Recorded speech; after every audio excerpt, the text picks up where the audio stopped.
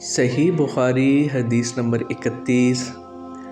ابو ذر ایک جوڑا پہنے ہوئے تھے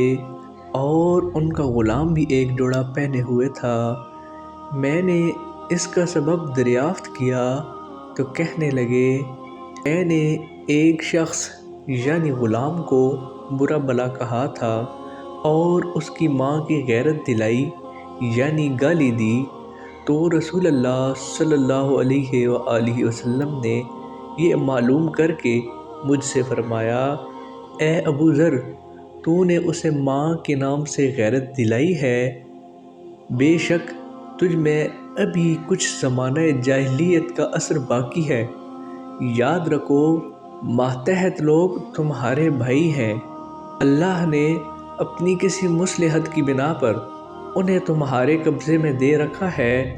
تو جس کے ماتحت اس کا کوئی بھائی ہو تو اس کو بھی وہی کھلائے جو آپ کھاتا ہے، اور وہی کپڑے اسے پہنائے جو آپ پہنتا ہے، اور ان کو اتنے کام کی تکلیف نہ دو کہ ان کے لیے مشکل ہو جائے، اور اگر کوئی سخت کام ڈالو